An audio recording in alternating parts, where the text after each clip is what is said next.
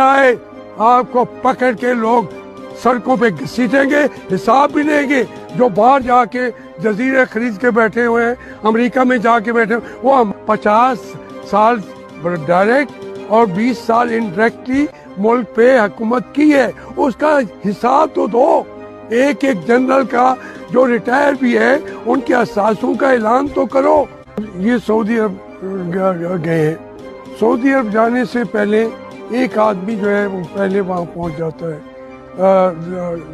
General Bajwa का ये काम नहीं है, ये आइन की खिलाफ वर्जी कर रहा है। वो इन कामों के लिए चुना भी नहीं गया था। इतना ज़्यादा तो कभी पिछले पूरे पाकिस्तान की तारीख में किसी सीएनसी ने खुल के अपने आप को आगे बढ़ाया भी नहीं है, और वो सारी हुकूमत वो चला रहे हैं। कोर्ट मार्शल जो हो या अदालतों के अंदर आपके खिलाफ मुकदमा चलाया जाए तो आपको सबसे बड़ी सजा मिल सकती है।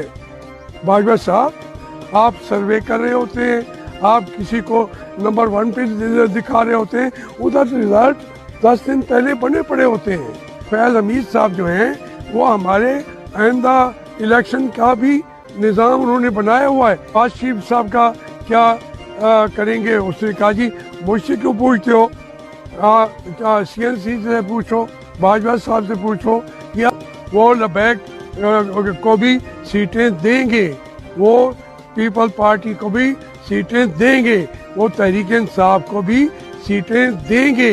ये जो आप कहते हैं कि नहीं जी अगला इलेक्शन मुस्लिम लीग और नून और तहरीक इंसाफ का दरमियान है, नहीं ऐसा नहीं है। कि पाकिस्तान आपको समझ ही नहीं है, पता ही नहीं है। आप इस मामले में टोटली अनपढ़ हैं बाजवा साहब, आप बिल्कुल अनपढ़ हैं।